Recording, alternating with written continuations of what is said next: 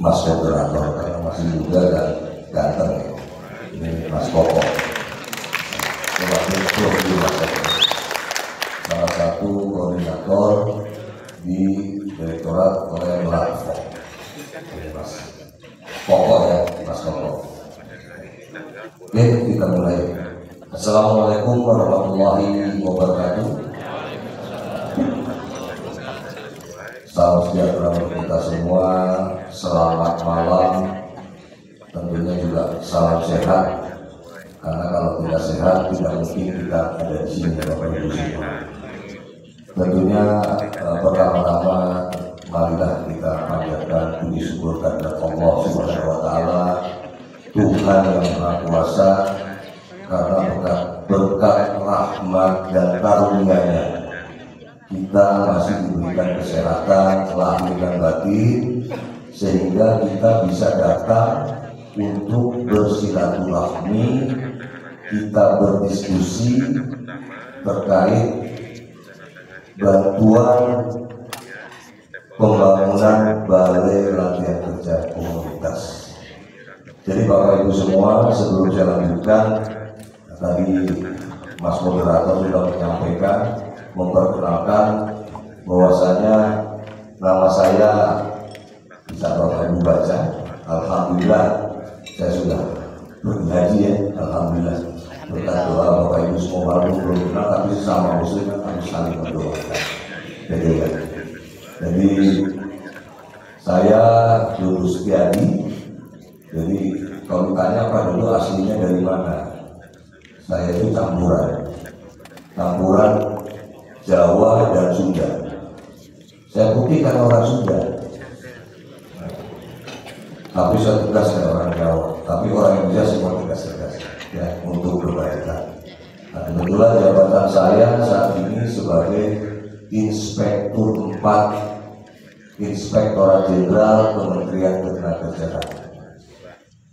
Mungkin Bapak Ibu sudah tahu tugas pokok dan fungsi dari Inspektorat Jenderal. Jadi Inspektorat Jenderal itu adalah aparat pengawas internal pemerintah pada Kementerian Ketenagakerjaan. Jadi Bapak Ibu semua yang hadir pada hari ini, tadi saya sudah dengar dari Pak Koko, ada yang dari Lampung, dari Malang, dari Bengkulu ya, ada juga ya, dan yang lain-lain lah, provinsi yang lain. Tentunya Bapak Ibu yang mewakili atau mungkin sebagai pengurus langsung dari yayasan yang mendapat bantuan Balai Latihan Kerja Komunitas. Ada nggak di sini yang hadir yang tidak mendapat bantuan BLKK? Nggak ada ya Bapak Ibu ya? Kalau nggak dapat nggak mungkin dihutang di sini, Pak Moderator. Gitu. Jadi Bapak Ibu biar nggak ngantuk, kita santai saja, serius tapi santai. Nanti kita diskusi, ya diskusi ada banyak hal yang akan saya sampaikan kepada Bapak Ibu semua.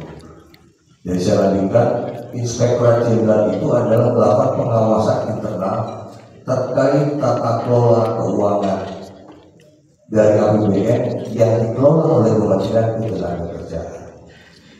Nah, Bapak Ibu semua mendapat bantuan pembangunan Balai Latihan Kerja Komunitas.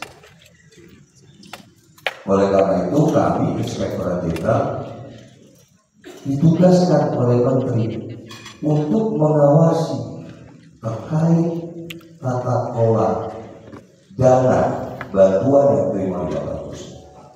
Ya, boleh Pak Ustadz. Gimana Pak Ustadz? Ada mic? Ada mic kan? Nggak Pak, pakai mic. Ini udah malam, ini dari nol, ya dilatih menjadi tahu. Kalau upgrade kan peningkatan kemampuan. Yang tadinya kemampuannya 5, di upgrade jadi 7. Nah gitu Bapak Ibu. Dan nanti itu juga, itu salah satu paket bantuan dari Balai Latihan. Jadi ada berapa tadi Bapak Ibu bantuannya?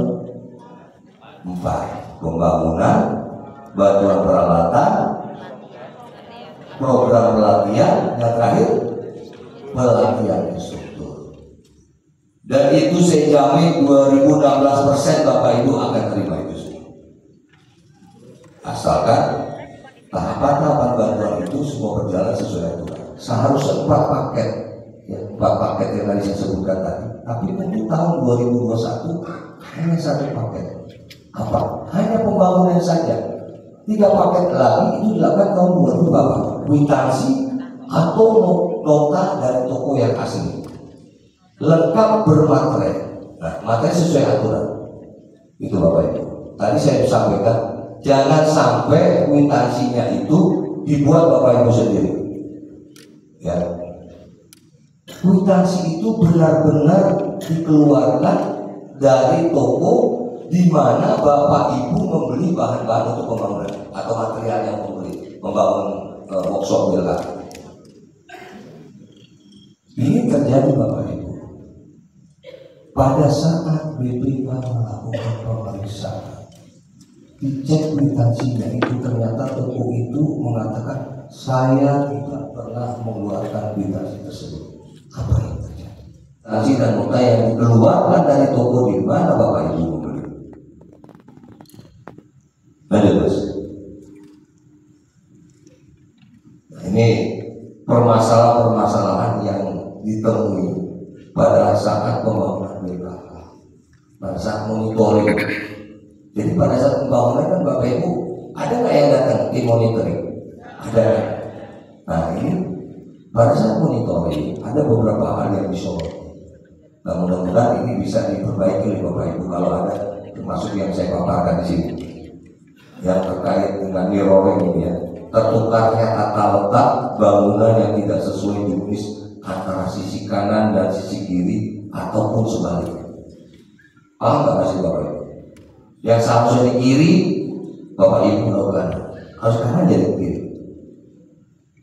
Makanya tadi saya sampaikan, tolong jurnis yang ada dan gambar desainnya, ada gambar desain terkait bentuk dari workshop tersebut.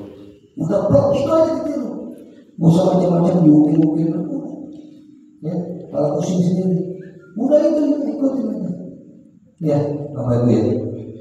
Ya, udah. Biar kelihatan kita bikin ini Mas Koko ya. Padahal jurnisnya sudah jelas, gambarnya sudah jelas. Karena kita pengen lebih indah, kita karang-karang ya. Ini kayaknya bagusnya di kiri nih, bukan di kanan nih. Betul kan? Kayaknya dilihat lebih indah. Ya menurut Bapak Ibu indah. Tapi berdasar aturan gak indah. Dampaknya ya itu nanti pembangunan tidak sesuai desain, tidak sesuai jurnis, bisa jadi pembangunan itu Bapak Ibu. Udahlah, gambarnya itu pokoknya itu. Kalau orang Jawa tulis pasrah bongkar itu gambarnya hilang. Ya, udah contoh itu. Jelas kan masuk gambar. Itu aja tuh. Ya, yang kedua, kesalahan dalam pemilihan lahan BLKK.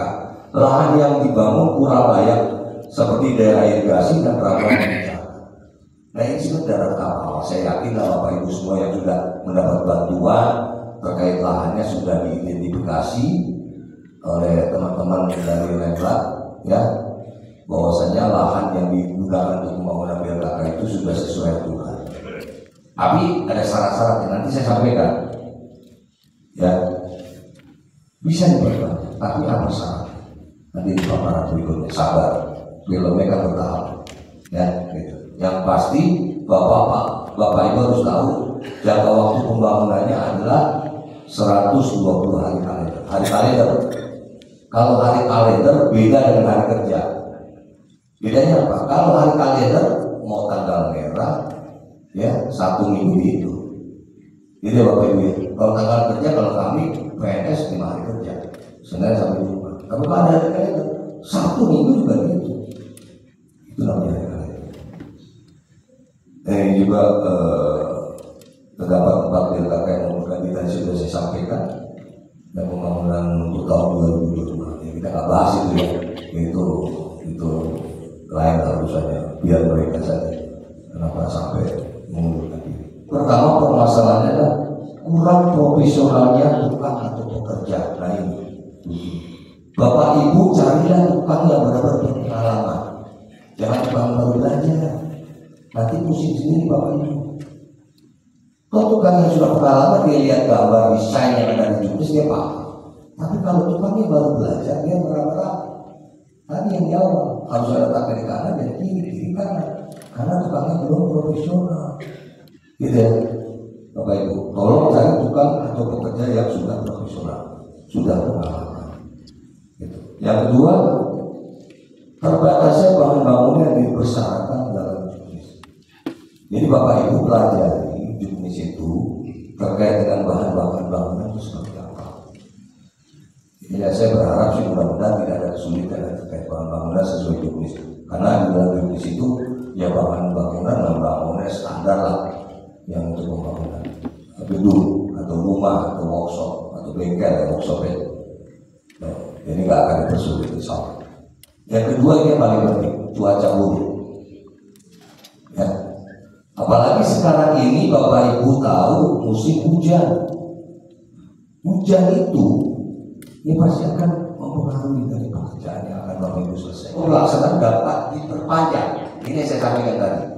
Dapat diperpanjang sebanyak 45 hari kalender dengan persetujuan dari BPK dan dengan alasan-alasan yang dapat dipertanggungjawabkan.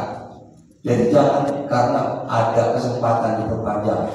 Misalkan 120 hari tidak selesai nih bulan kalender, masih ada kesempatan nanti 45 hari perpanjangan. Itu tidak lantas bisa disetujui Bapak Ibu. Nanti berkoordinasi dulu dengan BPK. Harus ada alasan-alasan yang bisa dipertanggungjawabkan. Kalau alasannya tidak bisa dipertanggungjawabkan, resiko ditanggung ya, mengemudi itu ya penanggung jawab BPK. Ya, Bapak Ibu. Yang kelima, jika sampai tahun anggaran berakhir namun pembangunan belum selesai, atas pertimbangan pejabat pembuat komitmen dapat diperpanjang masa pelaksanaan pekerjaan dengan syarat pekerjaan sudah mencapai 50%. Mengajukan kepada BPK minimal 7 hari sebelum masa pekerjaan berakhir dan juga misalkan terjadi keadaan KH atau force majeure. Ini syarat-syaratnya. Ya, pertama untuk perpanjangan pekerjaan harus mencapai 50%. Ya, dan mengajukan perpanjangan itu 7 hari sebelum pekerjaan itu berakhir. Masa waktu yang harus waktu. Ya, buat jika ada peringatan atau teguran BPK setelah 14 hari tidak mematuhi teguran dari BPK tersebut. Nah, selanjutnya kami tadi saya sampaikan Inspektorat Jenderal terkait pembangunan BLKK ini melakukan pengawasan secara periodik terkait dengan melakukan monitoring pembangunan maupun melakukan nanti pengawasan internal atau audit. Nah, monitoring ini masih pengingatan agar pembangunan sesuai dengan aturan. Dan nanti kalau audit dengan tujuan tertentu kalau ada permasalahan terkait dengan pembangunan tidak selesai dengan jangka waktu yang sudah ditentukan, ada pertanggungjawaban yang tidak sesuai dengan aturan, kita audit. Kalau memang terbukti kembalikan segera. Demikian Bapak Ibu, lanjut. Nah, terima kasih. Jadi Bapak Ibu semua, untuk hari ini saya sampaikan pantun ya, karena saya orang Bekasi ya Pak Ahmad ya. Ke Bekasi beli minyak, terima kasih banyak. Demikian Bapak Ibu semua yang dapat saya sampaikan. Lebih kurangnya saya mohon maaf. Kalau ada kata-kata yang tidak pas dari saya akhiri. Wallahul muwaffiq ila aqwamit thoriq. Wassalamualaikum warahmatullahi wabarakatuh. Ya, tepuk tangan sekali lagi buat peserta hari. Baik Bapak Ibu, apakah ada pertanyaan? Silakan seperti biasa. Cukup jelas? Jelas Pak. Jelas ngantuk. Luar biasa Pak. Oke, jadi seperti pada sesi 1, 2, 3, 4 sampai ke 5 ini bahwa memang tidak bosan-bosannya Kemenaker itu memberikan satu guidance atau panduan kepada Bapak Ibu dengan berbagai macam pertemuan-pertemuan seperti rakor dan sebagainya, nanti di binaan Bapak Ibu pun juga pasti akan Bapak Ibu akan mengalami hal yang sama.